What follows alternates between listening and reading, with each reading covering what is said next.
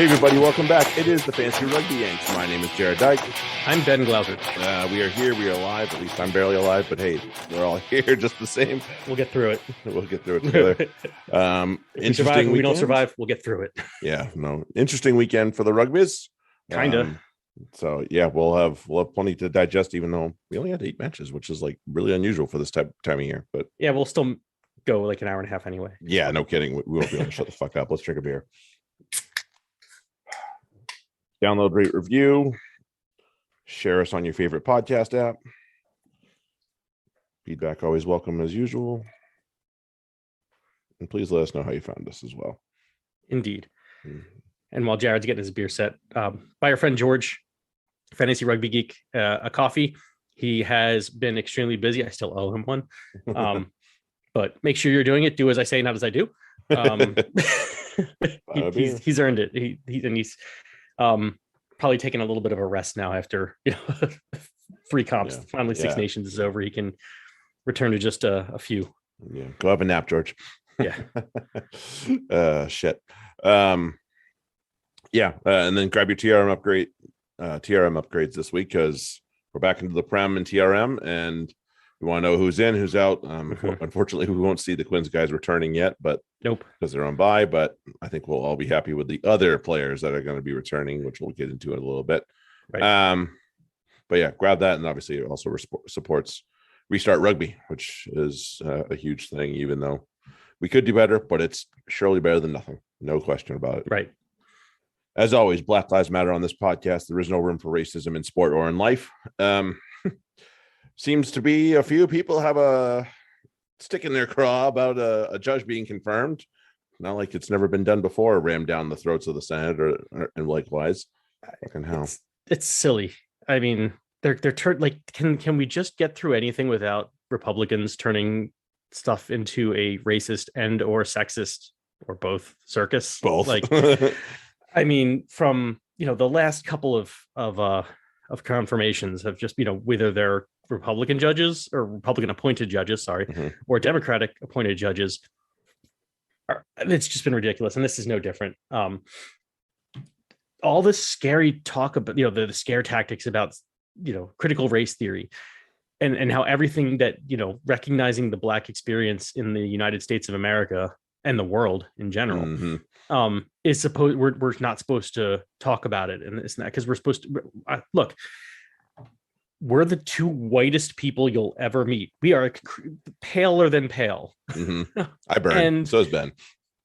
And you know how much guilt I feel when I hear about our history of slavery. I none, because I don't support it. I never supported it. I wasn't alive to support it, and I'm like, it's not me. I'm not the one who did it. I don't have to take responsibility for it. Although I think we should pay reparations, but that's my personal thing. Yeah. But why do they take it to this whole like, oh, people are gonna think something about Black, like I don't know, white people, like people are gonna hate white people. It's like, no, people hate white people because we do shit like this, not because of slavery at this point. Like, yes, that's bad, and I'm not trying to minimize it. Yes. Like, you're the ones who making us look bad today. You're those people today. We need to get rid of like this is what we're trying to move on from. Yeah, and we can't fix the past, but we're y'all are stuck in it. Okay, right. That's the problem. You're still stuck there. We're trying to get beyond it. There's a difference, and the people that are trying to get beyond it are the ones that want to at least educate those in the past. Like, here's where we fucked up. Let's not do it again, shall we? Right. That's where that's the basics of it. That is the brass tacks of it. Like, if you can't put it any basic than that, really, right? And put it this way too, which is like making yourself talk about making it a joke. Yesterday, Ted Cruz held up a book that had nothing to do with Ketanji Brown Jackson. It's like it had nothing to do with her or anything. Called The End of Policing. Obviously not completely unopened, still squared, probably just came from Amazon. As a scare tactic, and overnight it became a bestseller. And of course, a pinko commie socialist like me who is comfortable with the concept of defund the police as a compromise sees that. I'm like, good. More people need to see what our police actually do. New book to read. Yeah. Everybody go read this book now. Right. So thank you, Ted Cruz, for being a racist douchebag and helping out the other side. Yeah. Fucking idiot. It's like the people like we talked about with the books the other week. Like, all right, you got to ban a book. Cool. I'm gonna go read it. I'm gonna read it. Yeah. Obviously, this has something to say. Yeah. Obviously, this is something you don't want me to see. So let's go see what it says. Hooray. Fucking hell. In better light. Grab our Patreon because we obviously have our Super Rugby. We're getting that nailed. That is almost completely buttoned up thanks to the man across the screen here from me. That, and then obviously we have our prem sheet that usually makes it up, on a weekly basis. And those will both be up tomorrow morning. Yeah. So our time, it'll be so afternoon. Sorry guys. But it'll be there before you need to make decisions. So it's okay. Right. But grab that and and if you like what we do here, we at the very least you'd be supporting us. So we appreciate that just the same. Exactly. In other news, we found out AJ McGinty's gonna miss 5 weeks. Thankfully, he won't miss the World Cup qualifiers. Thank God. Right. So totally not an ACL, not anything too bad. Just a little ligament strain. So yeah, thankful. And it's like we talked about. It's not always about him walking off the field because that doesn't mean shit. Right. But yeah, thank God he'll be all right. Other side of the coin, especially helpful for sale will be Tui coming back. Yep. He'll be available this weekend. Poor timing for England. Both he and potentially Faz. Right. Whoops. Faz is back this weekend too. That news has been. I can't tell if it's an open secret or officially news, but Faz is back. So. Right. Yeah. And we saw we'll talk about it a little later, but we saw the return of one TJ Perenara to the Hurricanes lineup, which I'm not mad about that. No, I don't think you would be. No. So happy to see him back. I'm sure he's going to be happy to be back in a yellow uniform there. All right. Let's dive in to the closing round of Six Nations, and we started hot. We started red hot in Cardiff. What a tone setter for the weekend. Woo! Oh my! Or for the day, I guess, really, because it was all one day. Yeah. They Wales. They just disrupted everything. Everything Wales was trying to do, they disrupted Italy, and it's just great. And Jared and I are texting during the match and say Italy. We were like, Italy are in it, but they can't win this without scoring a try. It's not going to happen. Right. And so we were just like, as time went on, we're like, it's come on, it's not going to happen. You can do it. Same as everybody. But that's exactly what it took. It took one try.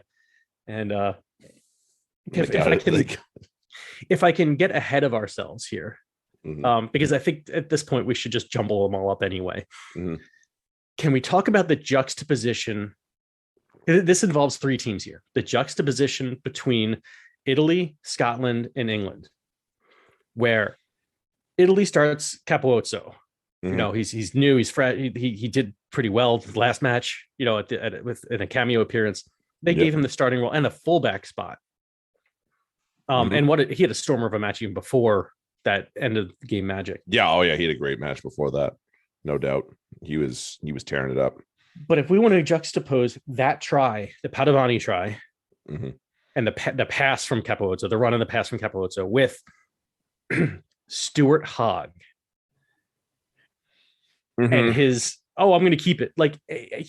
And not only that, but his ego after the match of being all like, so glad I don't have to deal with that anymore for a while. And it's like, dude, you fucking shot the bed.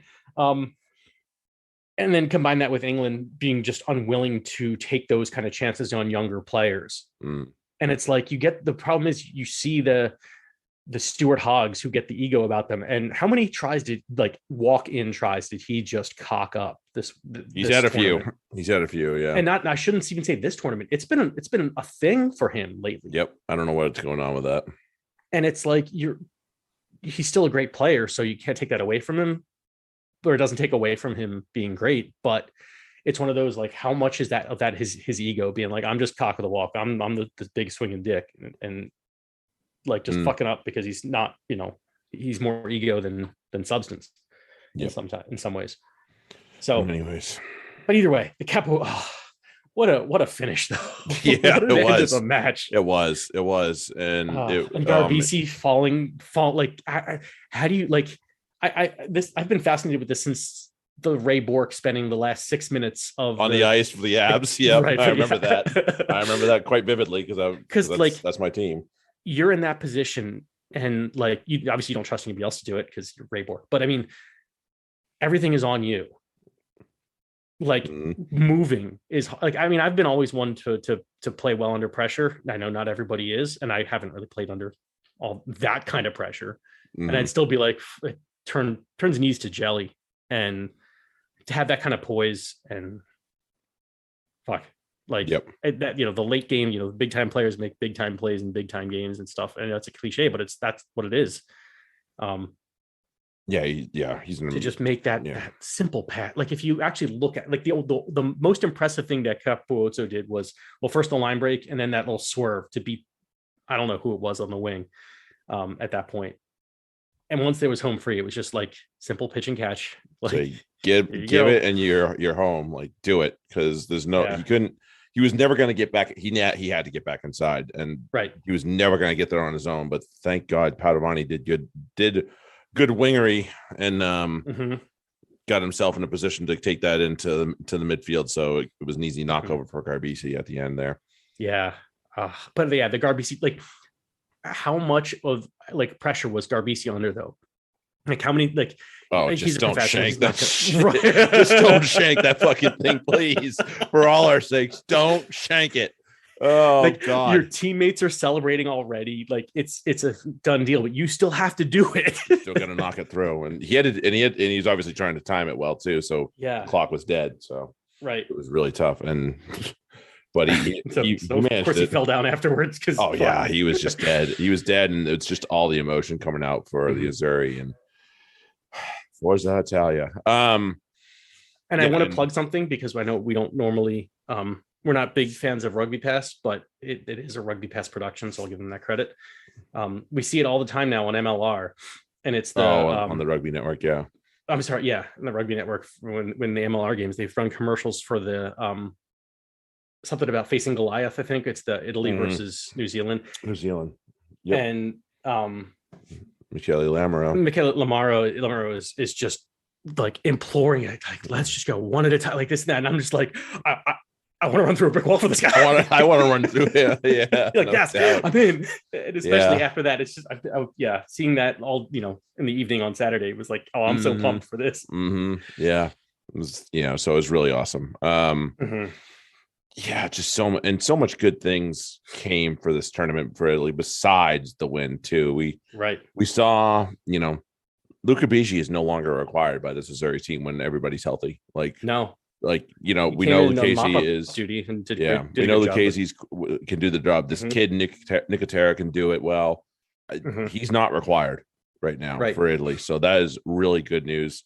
Not to bash Luca Bigi, but he was never going to be the guy that got it done. So that's really good news for them. Marco Fusser continues to somehow be on winning Italy teams. He was on the last one, I guess. Yeah. He was. Good for him. That is a terrific back three for them, especially like, and they still could have some things tweaked, and they still have some other players that can get in there and. Yeah. Well, now it's building depth and building experience with that. It could, and there's still some. They have some depth. That's the really good thing. So if I'm the Azzurri, you got to be excited. There's a very bright future going on there. There's a ton of positions that are just set for a while, and they're all young. Like Brax showed extremely well. Garvey, I can't remember how old Garbisi is. Not very, like 22 maybe. Right. Varney and Borelli's not terribly old either. I mean, he's mid to high 30s at this point. But is he? I thought it was like mid to late 20s. I think he's like 20. Sorry, misspoke on that one. My fault. But he's good for a backup for a good little bit. And then that pack is coming together, and you still have Riccioni coming back. So, And Pelledri, assuming he can finally get healthy. Oh, and Pelledri, that team with fucking Jake Pelledri. Yep. Shut up. 20 Garby's 21. Fuck. Yep. I mean, they're yeah. There's actually a lot more to like about the future of that. I mean, even though we know there's a ton of depth in England, it's just not being used. Whereas Italy is like, yeah, they're building on, they're looking at 2027 as a year that could be very good for them. Yep. They'll be shooting high at that point. Before we get too carried away, we do have to address the one Alan Wynn, Mr. Bionic Man. Bad luck being on those big landmark ones apparently for Wales, because I haven't seen one yet. Horrible. No. Damn. And even into his Lions stuff too. Like I think when he played the most Lions caps ever, they lost. First test as a Lions captain, he was injured. It's just it's just I don't love, and I know they were trying things in this game, so you kind of throw the book out a little bit with that, but like Dewey Lake's not an international hooker. I'm sorry. No. I thought he played he played okay, but he wasn't he is not ready.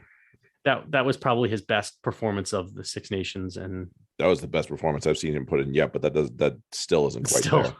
I'm not saying it was up to standard, but I'm going to give him credit for advancement anyway. Yeah, Seb Davis at 6 needs to stop. No. You have some really good. You have some really good flankers. Stop putting a fucking lock there. Yeah, like knock it off, man. Goes for you too, Eddie. But we'll get to that later. Yeah, we'll get there. We'll get there later. But in the end, I think we'd be really silly to skip over the class of Josh Adams, just to say, you know what? Yeah, we bottled this. This medal does not belong to me. This belongs to somebody wearing blue, and he gave it to obviously the guy y'all wanted to give it to him. So like, yep, he totally you can't how do you not at that point, because can't do it better than that.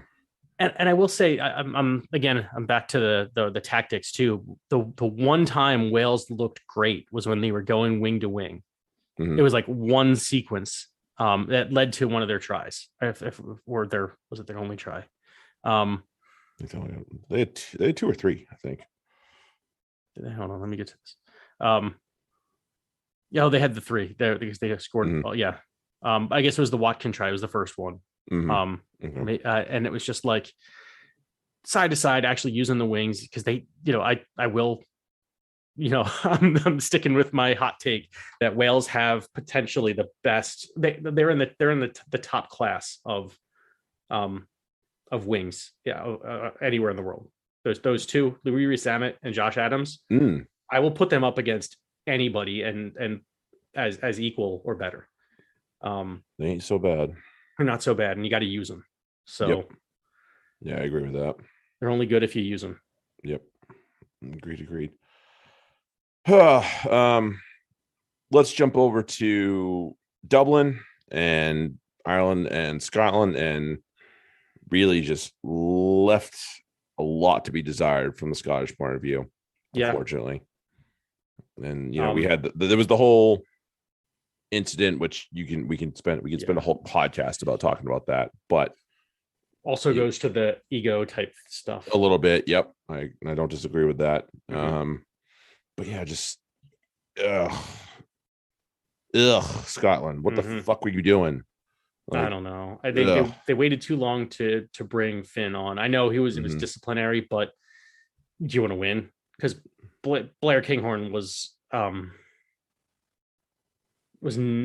not special at all. He wasn't. Yeah, he had there were a couple nice passes, but really overall, not his best. Not the great game for him by any means. No, that ball shot behind the line way too many times from his hands, and not awesome. Right. Yeah, it was. And you can't do that against Ireland because they're freaking pricks and they'll score for fun just to fuck with you. Yep. Yep. I'd be fine with a penalty kick, but you fucked up so much. We'll score a try. No problem at all. No problem. Yeah. Okay. No problem whatsoever. Yeah, and there's like we talk about depth, and you know, it's here's the thing with, and we might get a lot of somebody's gonna fucking knock down my door for this one. We know that when France are good, it's usually Toulouse that's driving the bus for them. Mm-hmm. Now, when Ireland are pretty good, I think most people would argue, or at least, you know, have somewhat of a nod of the head to say that when Leinster's good, they're good. Mm-hmm. And not to say that it's just Leinster. We know that there's plenty from all four provinces. Oh, right. At this point, yeah. But Dan Sheehan is the backup hooker at Leinster, and he was superb in this match. Fantastic. And you know, and really, I'm not trying to knock on Herring or any of the other guys, but damn, he was excellent for a guy that has 4 caps to his name, something like that. Like, yikes! I mean, terrifying. What might be going on at that factory over there at Leinster. Yeah. So, but to that point, obviously, you know, again, good Leinster teams producing good players means Ireland's probably going to be pretty good. So as much as you might not like that as an Ireland fan of one of the other provinces, if you're Irish, you're going to be happy that they're winning. So end of story on that one, I suppose. So yeah, Dan Sheehan, absolutely superb in this match. Yeah, he got player of the match too, didn't he? Mm-hmm. Okay. Yeah, pretty sure. Yeah. Rightfully so. In my opinion, he was a problem for all 62 minutes he was on the field. So I would give that to him. Sexton's played back to form, which is really head scratching. I was like, is this the right guy? Are we sure about this? Yeah. And I, you know, he'll still need to be, you know, manage game to game. Totally. Especially, you know, once we get to the World Cup type stuff. But, I mean, there's no doubt that he can, you know, it's one of those, like, what was that Toby Keith song? I ain't as good as I once was, but I'm as good once as I ever was, kind of thing. Like, yeah, old man will get it done, like when he needs to. Mm-hmm. Just don't ask him to do it for an extended period of time. Yeah, don't ask him to play 5, 80 minutes in a row. Not going to go well. Yeah, but yeah, I mean, good performances all around from everyone here. Mm-hmm. Gibson Park makes that team fucking tick, and I love it. I love the way he plays, and just that bit of up tempo. It only produces good things for what's going on the field. I'll have a bit to say about him later. But yeah, and so this was just let's put it this way. I think if this was the game that the Ireland used to play and they won, we'd be just hammering them into the ground, like how fucking awful it was. They were lethal when it came down to it, and that is a switch from what we used to be hammering them into them for. So yeah, no, they're aggressive. They're going for it. Yeah, I'd say Andy Farrell's got something good going on over there. I'd say so too. Yes, so good for him and good for the Irish. So the good news is also the Irish haven't peaked a year early. No, they're still getting their shit together. There's still some stuff to go, and they're very good still. So, Irish fans, you might actually have a chance to be excited. Yeah, I think so. Oh man, who knew? All right, let's go to the last one. Chez Paris. Yeah. I've talked to a couple of English friends over here, and none of them. They were all like really like resigned when they gave away a penalty or was something going against them, because they were just like so very much aware that they probably were not winning this game. Yeah. They were just so like, okay, that's that. It's like, Jesus, man, I would not have known you to do that ever. So I think it speaks a lot in that case. I have experience in these matters, I will say. As someone who cheered for a team coached by one Andrew Reid. Oh, there you go. There comes a time where you realize that it doesn't matter what players there are. Andy's still going to fucking misuse them. Mm-hmm. He's not going to fix any of his own mistakes. No. Despite all the talk about potentially about, we have to take a look at this and this and this, and it never fucking changes. And you're just like, okay, it's just not going to happen. But they're good enough that it's like, it could happen, but it's not going to happen. Yep. So, of course, and Chiefs fans are feeling that way now because although they did get their ring because Mahomes was able to really overcome good. that. But it's like now that Tyreek Hill's gone, they don't have much of an attack outside of Mahomes. So it's like you look at the England and you're like, okay, well, first off, who was their leading meterages person? It was Genge. And now I like what they did with him. I'm not knocking it. But it's like they don't have any runners. They need to utilize like why Sam Simmons wasn't doing that role to begin with when he probably should be. Right. Or Intersport, change them up, because here's the thing: who wants to tackle Ellis Genge in that space? Nobody. He did it right. You saw what he did. He was damaging all over. And Sam Simmons is more of the elusive. Like, we want to do this and get into space and like use them different ways. But instead, there's just, okay, well, we want someone here to do one thing and that's it. And it's like, well, then, and it's your prop. And I Genge can do it, so I'm not knocking it. I thought it was a great idea. But it's not like a genius thing that's going to win you the match. It's just a fun wrinkle to put in there to fuck with the other team. Mm-hmm. And but there's no, when Genge, and you have Genge, you have Sam Simmons, but you don't really use him right. Mm-hmm. And then you have, and really your attacking threat was Joe Marchand in the backs. Yes. Yeah, that's the best one.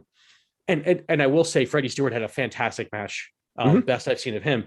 But his value was in that go get that high ball. Like there was an attacking high ball. That was pretty interesting. Instead of the cool twist on it, instead of a bomb diffuser, he was the bomb. Right. And we get the bomb. And that was a great use of him. But it's like, wouldn't it have been great if he could go do that and then pop to a winger who knew what the fuck to do with it? Or a fullback who knew what the fuck to do with it? Furbank was awful. Furbank was awful. He was not good. Not good. Unfortunately, he's had 2 trips to Paris. Neither have been super. So I didn't quite understand that. And Noel is, well, before he got hurt, he was a hole anyway. So that's what you expect from Jack Noel. Either nothing or he gets hurt. Like that's what you get from him these days. So it's like, what do you expect? Like, what do you seriously expect from England? And that's not going to, none of this is going to, and I get that they're not going to fire Eddie. But I totally agree with the, fire Eddie. And it's like, who are you going to get? It doesn't fucking matter. Get somebody who just like will throw shit at the wall. You'll have to just be resigned to the fact that you won't do well in 23 and you're going to be looking towards 27.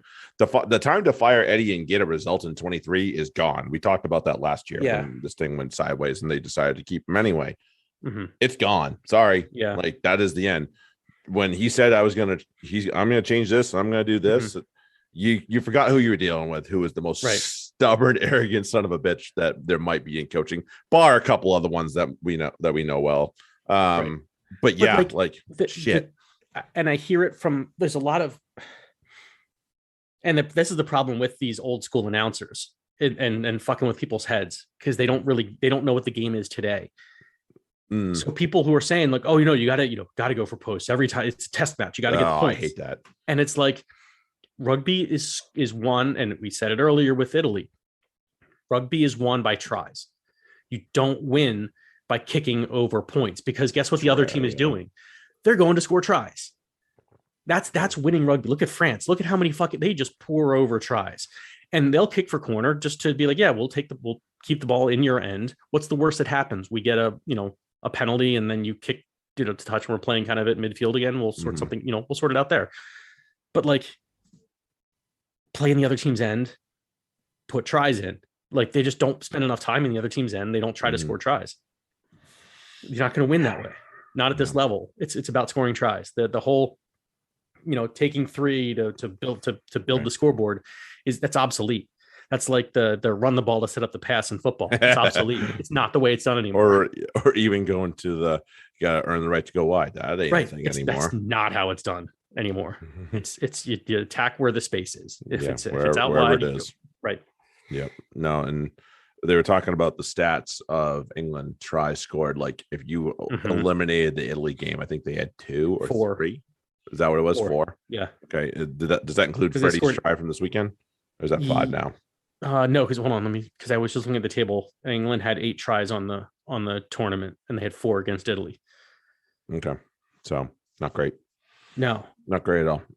But of course, we have to just look at the other side of the field, and long wait for Le Bleu and the absolute the absolute party that I mean, Paris turned into. This is a new France, and indeed. To your point though, it took them like about 2 years to get to here. I'd say of implement. It took them a little bit. They started saying, you know what, instead of they had some hiccups here and there, just throwing the ball around, we're going to actually implement the 1-3-3-1 and implement some structure to it and learn, some discipline on attack. Yeah, still have some fun with it, but yeah, they have a lot of fun with it. There's no structure doesn't mean you can't have fun. It just means you throwing a pass knowing that someo's there because that's their job to be there. Instead of I'm throwing a pass because hopefully somebody's there. We've seen how that works. Shit. Yeah. And it's poorly, and a lot of people yelling at stuff. Right. So they didn't have that's the French game this tournament because of that. Right. They were in tune, communicating with each other, working together, didn't fall apart. That's a monster team all around. That's scary. Like, okay, so hear about this. All these teams that plod along and play with 3 flankers or 3 locks on the field. France is like, fuck it, we're playing with 4 flankers. Yeah, Wokie's in the second row there as an extra back rower, basically. And it's and they doubled England's try total on the tournament that way, and let up 5 fewer tries. Yeah, Sean Edwards. That's the Sean Edwards effect, no doubt. Yeah, that too. We know that, but it's like it's still like you can coach, and then players got to play, and they have done it. Did you see the clip of the after show, the post match show, with Edwards coming over to the desk and all the he's greeting everybody, and totally leaves Clive hanging. Yeah, Clive's a fucking helmet. That's why. Totally leaves him hanging, and Clive's like, Sean, I'd leave him hanging too. He's been a complete bonehead. Right. Jesus. Oh, absolutely. He's been a complete dunderhead. Pass. It's like, gee, who could we've gotten to replace Eddie? And we've talked about it before. It's gone now. The 2 of the best right now that are on there right now, Edwards and Farrell. Neither one of them want to work with Eddie because he is a nightmare to work with. Apparently, he is. So I mean, we look at the coaches that have come through the England system and then left because it's not there. They're like, nope, can't handle that guy. Yeah, nope. There's how many times has he replaced a coach within a year? Yeah. It's probably it's one way or the other, and it's not good. For the French, in individually, obviously Dupont, we know how brilliant he is. That's it. Yeah. Gregory Aldrit, not a shock either. And that midfield is dynamite between Fiku and Dante. That is awesome now. Like, that was the real problem they were trying to figure out. And that's why they tried Intermac at 12 and Jalibert at 10. And they were trying to figure out, but Dante has stepped up and said, I am here to save the day. I will be at 12. Fiku can stay at 13 and we are going to freaking smash. And they did. Right. They absolutely did. Pinot and Villiers on the winning. It's just so much fun. Right. So much fun. 1 through 15 and then beyond is just a joy to watch on that team. And there's still no Jalibert on this team. He's hurt. There's still no Olivon on this team. He's hurt. That is the fucked up thing. No Olivon. Jesus. Because as good as Aldrit is, he's not captain because he's the best loose forward in France. He's captain because he's the best leader. Right. To me, Olivon is a better talent. Right. That's no disrespect whatsoever to Aldrit. It's just that Olivon is fucking ridiculous. And I mean, who the hell you remove from this back row with Kroos and Jelange? They were both brilliant. Right. Cross with the go-go gadget arm on the try. I was like, there it is. Go-go gadget arm. Boom, try. It's like, snuck it through there. Such a great forward try when you don't know where the arm comes from. It's just all of a sudden, bloop. Yeah, it's like, I see the line. I can get it. You got it. Shit. It was absolutely, So brilliant on France. One of my kids, his dad's from France, so he was talking my ear off on Monday after the game. I was like, "Yep, I'm sure you were quite the sight at your house on Saturday." Don't doubt it for a second. All right, so let's kind of go through a few superlatives on this one, then we'll go to Super Rugby. Sure. Breakout player of the tournament. I mean, duh. There's a couple, right? Because there's names we can mention all without. Right. Capo goes without saying, right? Yep. Duh. The two for me for Ireland that need to be discussed. Like Jameson Gibson Park, for as good as Murray is, Gibson Park was like, this 9 jersey, it's mine. And then in the forwards, the flankers have been a little shaky. I mean, you have Peter Romani, who's fantastic, but outside of him, it's been like, okay, somebody step up and grab jerseys on this. Josh van der Fleer, that 7 jersey is his, Flying Dutchman, for a long time now. As you know, for as long as he plays like that anyway. Yeah, rather good. Yeah, I like him a lot. I really do. So those are my 2 or 3 really big ones. Yeah, I think for the Irish, Mac Hansen, like, wow, like just slotting in like it's nothing, and like he's been doing it his whole life at international rugby. He did that, you know. Yeah, absolutely brilliant. And and Dante, you know, he was not here last year. No, he wasn't. And like I just said, that was a problem place for them in the centers. They knew Fiku had to stay there because Fiku had been a great, defensive general at the very least. True. But they're like, who the fuck we put next to him? He has answered that question without a doubt. So yeah, I think those are the 2 guys that come to mind with me. Obviously, throwing in Angie Capuato on top of that as well. Really good stuff from all 3 of them, honestly. England. I mean, if you want to go down to Yashin though, because like England, I mean, Freddie Stewart has got to be there because. Oh yeah, totally. I agree. Freddie Airlines, as they're calling them now, I guess. Not a bad one. Not a bad one. Yeah, no, 15 shirt is Freddie Stewart's for as long as it feels like. Or 14, like he's somewhere there in the 15 he's in that back 3 somewhere. I liked how they used him, and I think that if they had Malins at 15, it would have been a lot different. Eddie would have made better decisions. Though. Yeah. But I'm just saying, if someone was interested, if you want to screw around with it, yeah, right, just flip them, because then they can switch around in the match too. So who gives a shit? Truth. Yeah, but either way, Freddie Stewart showed a lot. So good to see, and we've seen a lot of Leicester guys get called up, and you're just like, what the fuck does this person do? Not him. No, not him. And we got to say Harry Randall for his first time. Yeah, first couple starts in Six Nations and did quite well. It was really well. Was not really made my head scratch like why he got subbed, but that's a different story for a different day that we can't continue into because we'll be here forever. Really good Scotland, stuff. Schumann.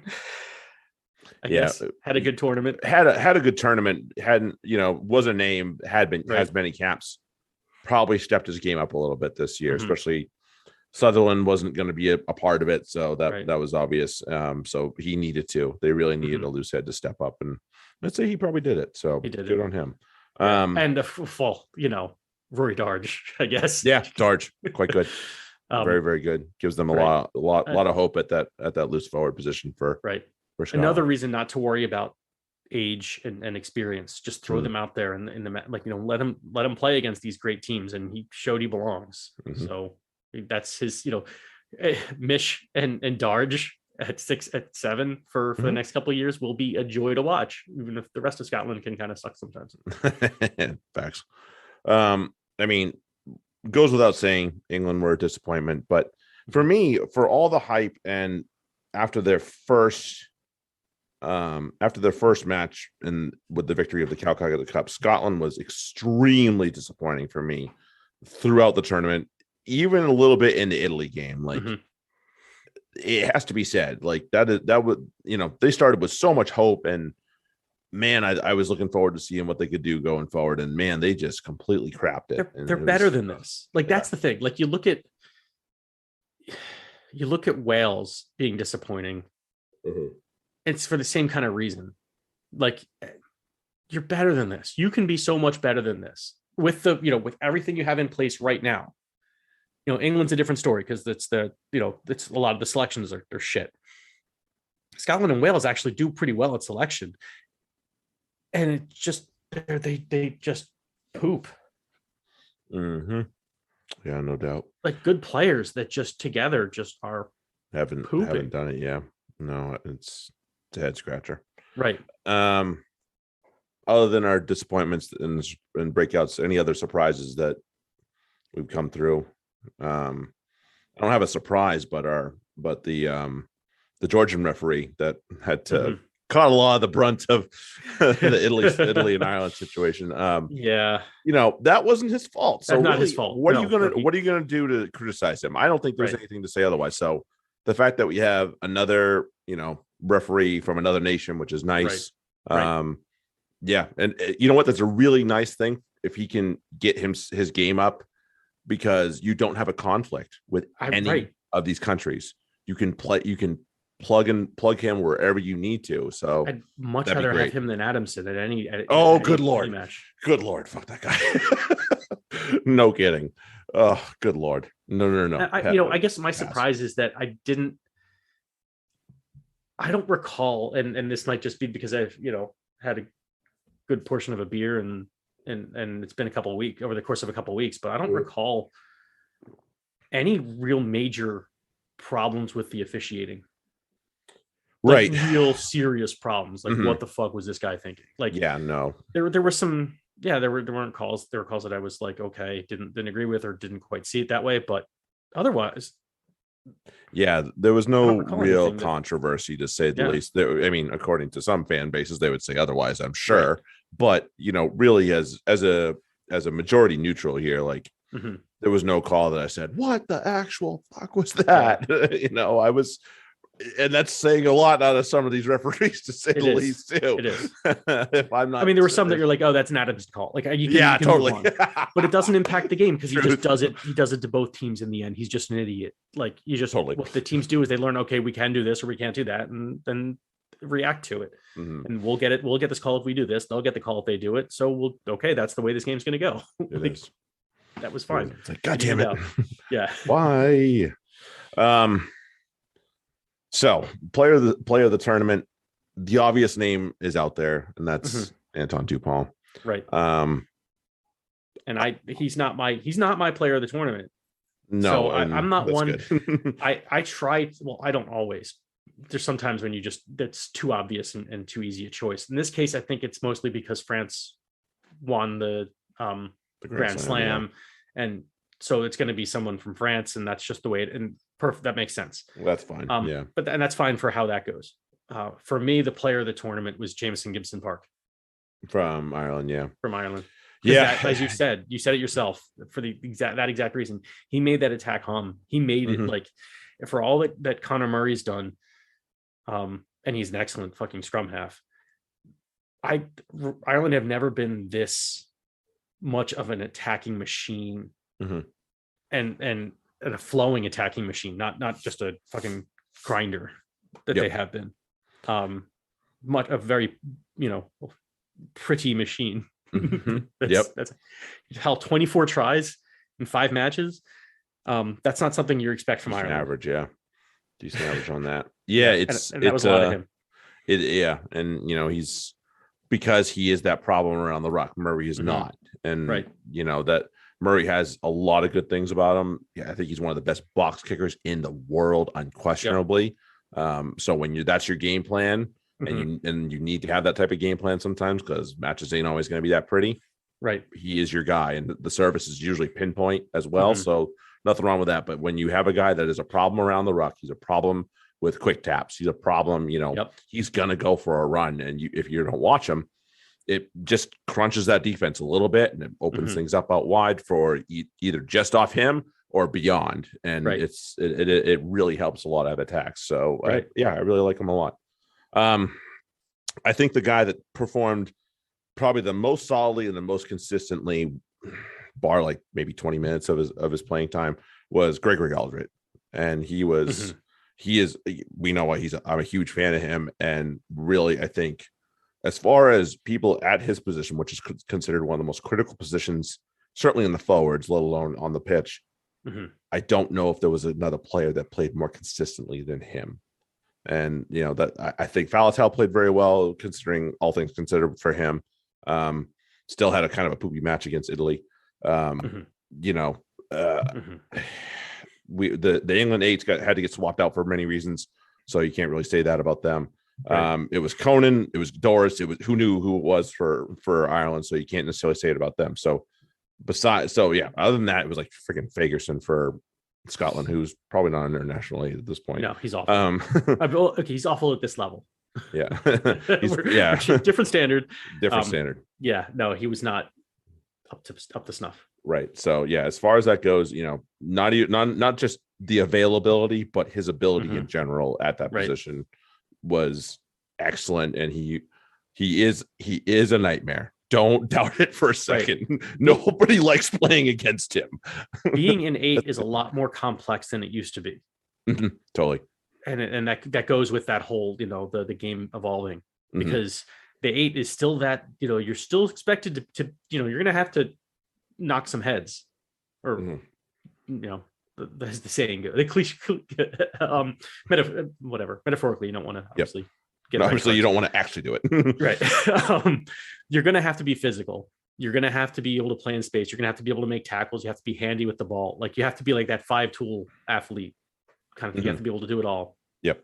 And there's a few who can, and he does it at you're right. He was the best certainly of all the 8s in this competition. That's saying a lot. Yep. Good man. Because there were some good ones, but as you said, inconsistent. Good play. Beware, everybody. Les Bleus are on top. Yeah. They're on. It's almost like I feel bad for Ireland, as good as they were. It's like, agreed. That's like, yes, agreed. They're not quite getting the plaudits they should, because France have been so damn good. Right. But yes, don't take anything away from Ireland. They were absolutely excellent. They put I've told my kids, like, listen, if you want to watch an excellent match from this year, go watch France and Ireland from Six Nations this year. That was superb. So don't take anything away from Ireland. They played a fantastic tournament. They have a lot to be happy about as well. Those might be the top 2 teams in the world right now. Yeah, it's going to be a lot of argument for it, I'm sure. There's arguments, and I'm not. But they might be. Yep. They're certainly in that top tier. They're in one of those classes up there for sure. All right, let's jump across the hemispheres here. Let's go to Friday. Obviously, if you didn't listen to our Fantasy Corner pod, we had to kind of switch, and I'd chop and change, and good Lord. Sorry, Kiwis. We got late breaking news it was like right after the pod. We're like, son of a bitch. Shit. Didn't know that was gonna happen. Right. They changed all the games, but so we had what, four games.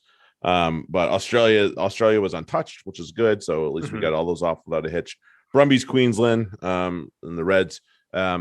This is not what I expected out of the Reds. I honestly expected this to be a little bit more of a talking, because the Reds have been so injury prone lately, and they've had some struggles in other places as well. But I ate my words on that one. They hung tough. They did. They were right there the whole way. The defense is just that good. It's going to keep them in games like this. They just can't attack worth a shit. For some reason, that is something I'm sure Brad Thorne is taking pride on, making sure that his defense is a tough thing to beat. I mean, they won being both. That's why they won Australia last year, is because they could do both. They could attack well, and they were just a beast in defense. They're still the beast, but they're not much in attack. No. And that's what like, if they could attack just a little bit, they had this match walking away. Because the Brumbies weren't doing anything themselves, even with the defense that the Reds were presenting them. I was like, I can't believe the Brumbies played this poorly and still won. Right. Yeah. That was my takeaway. It was a tough old game for them. Yeah. Yeah, like you said, the defense was they scrapped it. It was a scrappy fucking match. It was very, very tight. Josh Nasser for the Reds. I think we were talking about, Australia and twos and, the problems they have. Again, another guy that could be a beacon of light for them. Because we talked about, I'm not a huge Falau fan. I think he's got issues elsewhere. All he does is score tries. Yeah, but all he does is just the maul. Like, yeah, no, I don't know. It's just it's an old thing from what Buddy Ryan said about Chris Carter. All he does is catch touchdowns, and it's like he doesn't do anything else good. and so it's like that's why it's hard to take him off. So I hope that there's somebody that can unseat him and do a lot more, and hopefully somebody like Nasser is doing it, because he's making everybody forget about Alex Mafi real quick here, the way he's playing. So good on him, and really good stuff from that guy. Tom Banks and Tom Wright are both just absolutely on fire. They are really on fire. What was it? Simone had a good match. Ikitau, I think, was okay, and Muirhead was there, but Banks and Wright, that's the difference. They have these guys who bail them out. Yeah, they do. And I mean, a couple of wallabies on the outside really helps, obviously. And on the others, Pataya is still kind of finding his feet with the 15 jersey as well. So it just makes it a little bit tougher sometimes. And it's that's not a position to easily adapt to by any means whatsoever. But he's doing okay at it. But I hope for their sake, they can get away from him soon. I know he's back there again this week, isn't he? I think so. I don't have it open, so I have the last week's open. I'll check in a second. But yeah, so not so bad, but at the same time, meh. Yeah, he is back there at 15. Let's go over to the Drua and the Force. Oh, so very close to getting win number 2 for G and Drua again. I was so mad for a match that, like, I don't have any. I mean, I'm a neutral, obviously, but of course I'm going to root for the Drua because they're the underdogs, right? And I was so mad they lost. I was like, this isn't fair. Didn't they just win? Yeah. I mean, good, and I like the Force, so nothing against them. Same. I really do.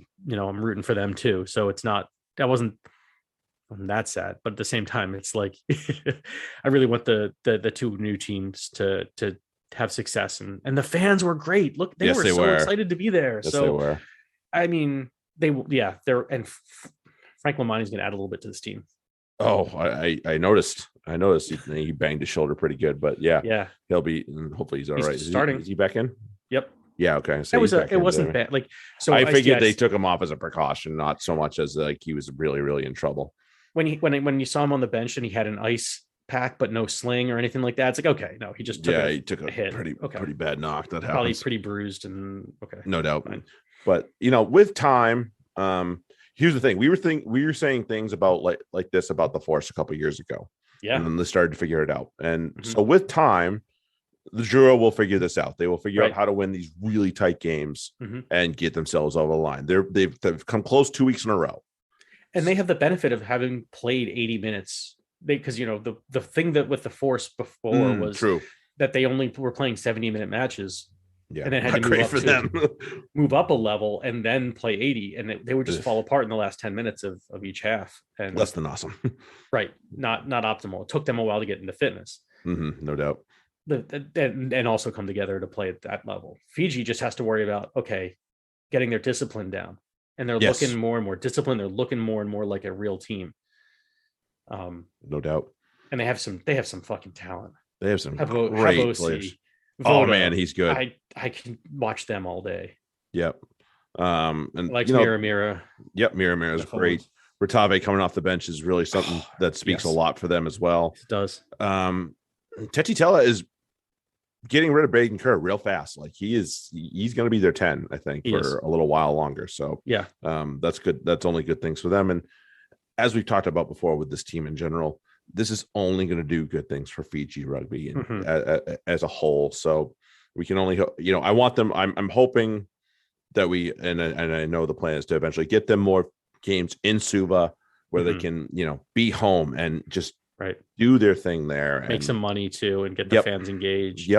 Totally. So I'm really looking forward to the days where they Unfortunately, they only have one match there this year, but I know the plan is to get them more and more, and I'm looking forward to that, and it's going to be really, really awesome. So I really hope that. On the other side for the Force, Bailey Kunzel, the hero. Nobody had that on their bingo board, No. I think. So, and he drilled it too. Didn't even question it. I was like, no, maybe the Shanks this. Nope. No, absolutely on point. I was like, damn, that's straight as an arrow. Never mind. So next, but it's and good. We talked, like we said, this was what they were missing a few years ago, and now they know how to get it done in these tight spots when they need, they need to just eke out a penalty. They need to just eke out some field position, something. And they have the players to now do it. You look at Santi Medrano coming off the bench. Like, that is awesome to have that coming off the bench. It's like, okay, that's not terrible. Could be worse. I will say Kahui was fucking awful in this game. That's now their hole for me. And I don't know if Godwin's much better, but I don't think Kahui's going to be their 13 for much longer because, he's old. He's old. Yeah. That's just the end. He's old. Sorry, Richard. That's just the way. And then let's jump to your Chiefs against the Pacifica in their rescheduled match from round two. Yeah. Lots of tries. Lots of tries. It was clinical and Chiefs just had the ball. They just kept the ball and kept pounding away, and that's what happens. There weren't any. I don't think there were many easy tries, but they just did the work to score them. Yep, I agree. Can I just say how hysterical it is that there's a person named Hamilton Burr? But isn't that? Hold on, let me make sure I have this right. Don't fuck it up. I'm telling you now, don't screw it up. Yes, because Aaron Burr killed Alexander Hamilton. Okay, in the duel. I hadn't even thought of that. So that was the first thing I thought. I was like, I was a little under the influence a little bit while I was watching this, and so I was like, Hamilton Burr, are you fucking kidding me? Like, I know that whoever named him has no idea about any of this. Not a clue. Burr, which is what makes it hysterical. But anyway, but he was also a very good player. And I enjoyed that. So, okay, back to my no more locks at 6. Okay, Tupavai, you can play 6. Yeah, I mean, but he's like a Morrow in a lot of ways, where he has the mobility and he has the skill set to be effective as a flanker as well. As well as play lock, and because he has the height, obviously. And it is good when you have that special type of talent that can get you some height in your lineouts and take away any problems that you might have there. But it's not something that you want to do very often. Like we talked about the guy before, Seb Davis. Just not a 6. hey, you know who throws a good offload? Peter Gasawakula. Yes, he does. Man, he's on fire. He's been so good this season, and it's not something that either one of us would have thought beforehand. But man, he's been excellent. Really, really hard to say otherwise.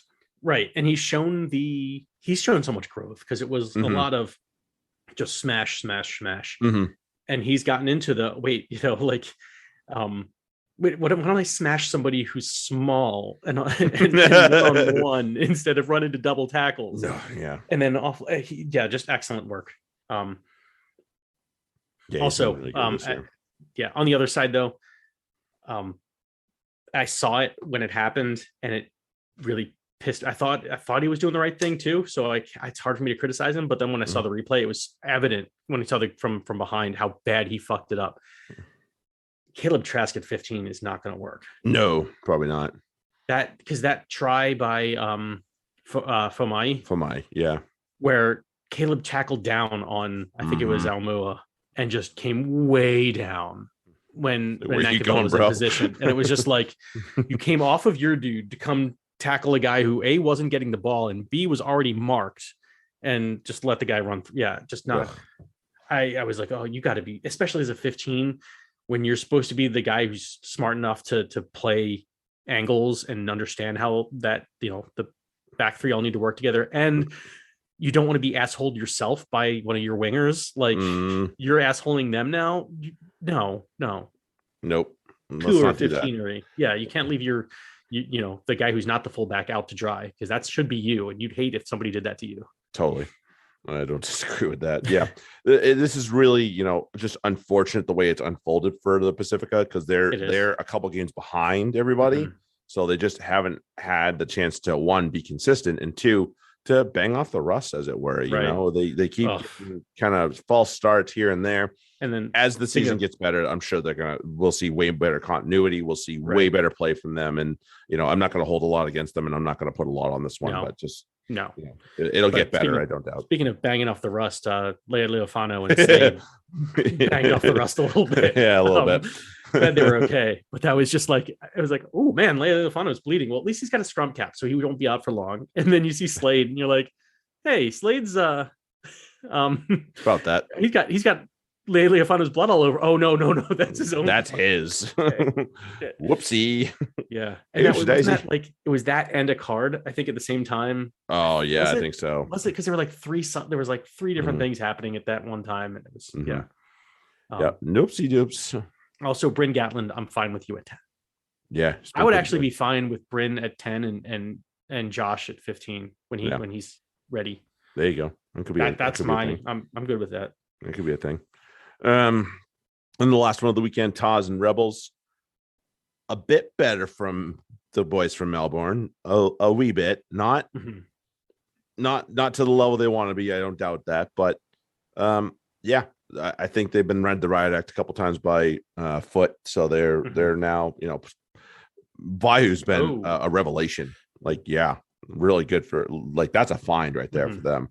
So, and I know he came off a little bit gingerly, but hopefully he'll be all right going forward. Really, but yeah, that's a good find for them.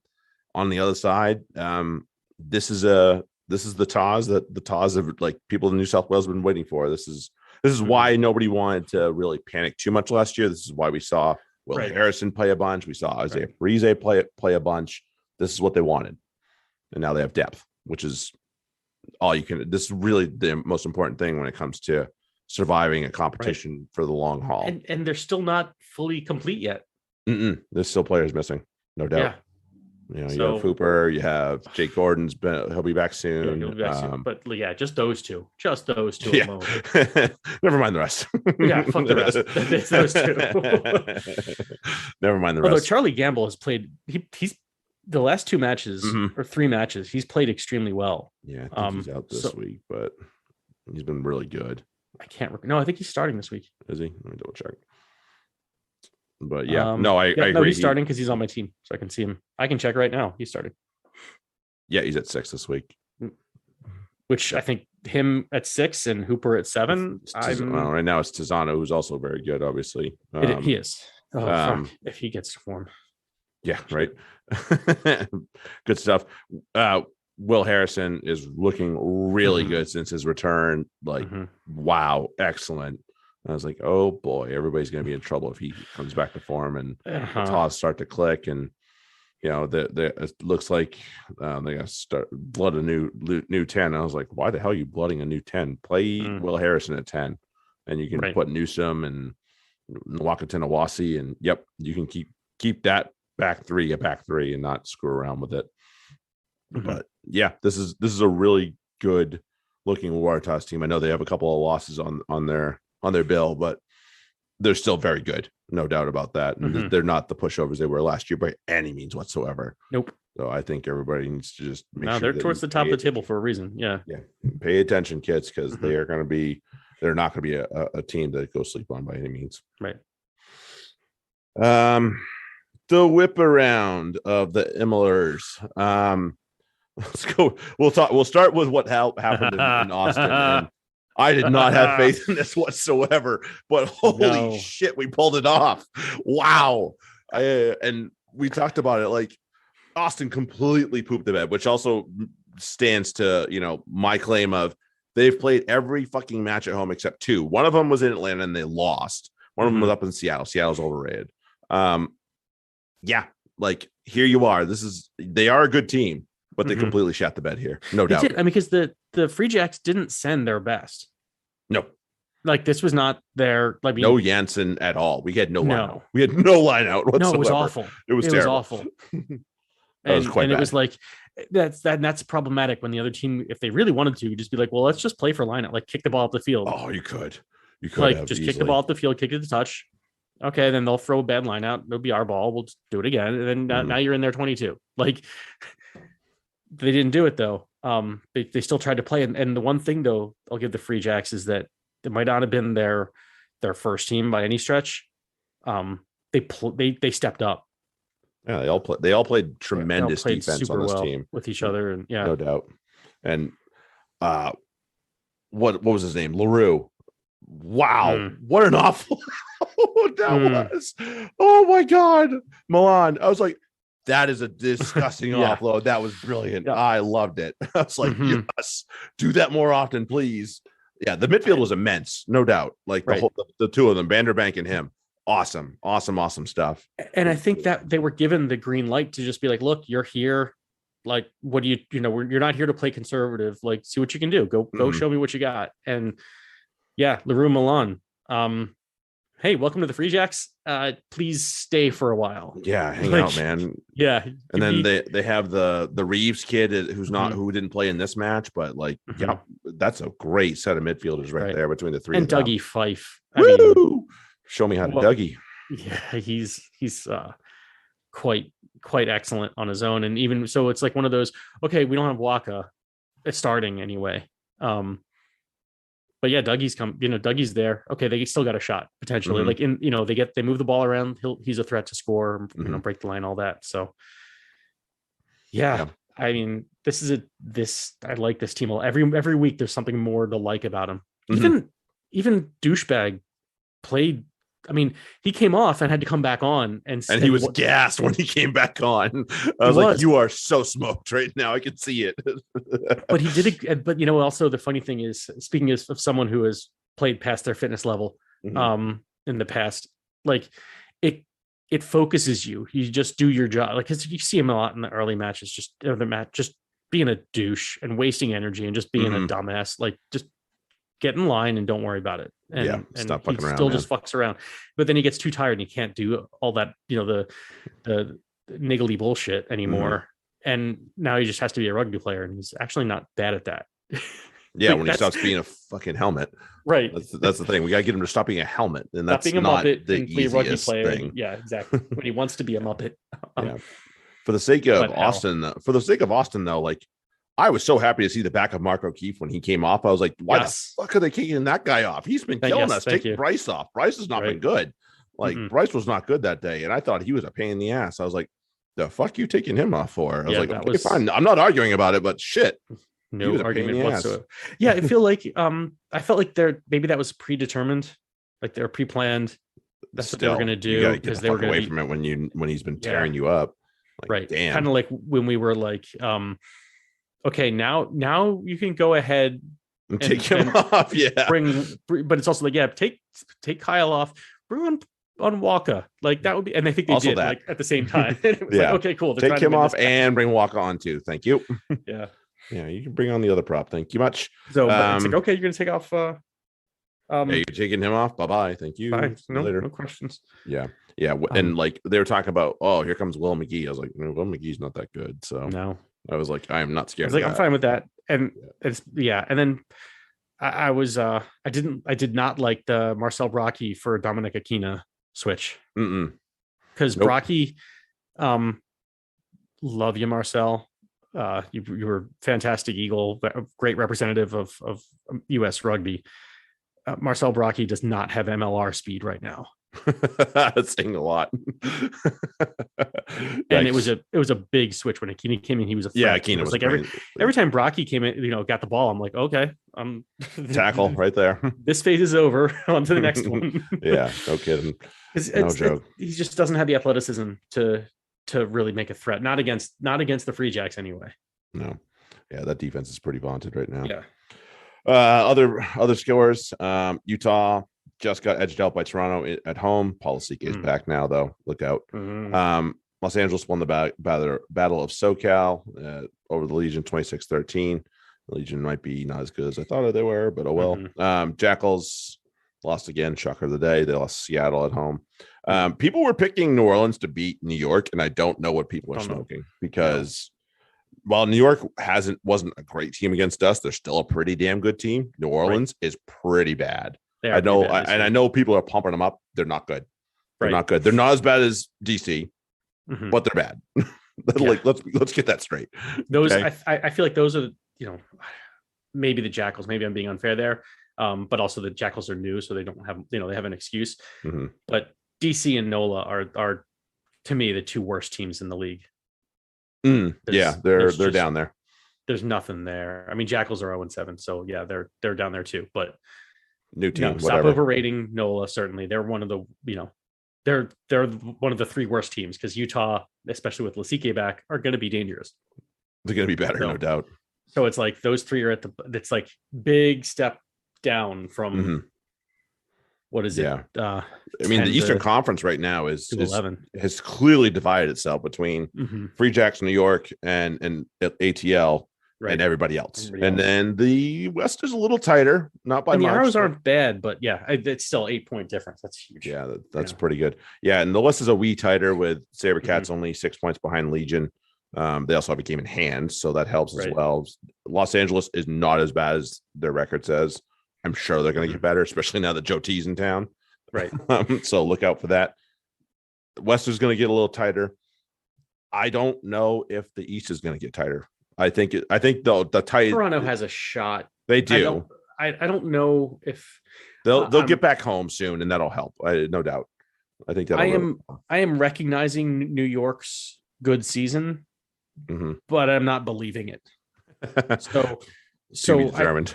I think they're doing all right now, but I don't know if they can hold that up. I don't know that they're that good. So I could see the Arrows kind of challenging them, and then it's a question. Like either way, I think it's going to be Rugby ATL and the Free Jacks going to the knockout stages. But that's just we have I think we have 3 this year. We have the top will get a bye, and then the 2 and 3 will get play qualifier there. Okay, well then there you go. So there you go. Not too bad. Then Arrows will challenge New York for that. Yeah, there you go. According to problem solved. Problem solved. All right. Cool. All right. Yep. So like we said, like we promised, we'd probably still babble a little bit, but Six Nations final and Le Bleu and all the things that we wanted to talk about, we couldn't help ourselves. So yeah. So there you go. Yeah. So Fantasy Corner, we're getting back into Prem over there. So if you're heading over to that, we'll see you over there in a little bit. Otherwise, enjoy the return to the Premiership. Hopefully we have a full slate of Super Rugby games, knock on wood. We will we really appreciate you all for hanging out with us, but we will catch you all next week. Have a good one. Later. Cheers.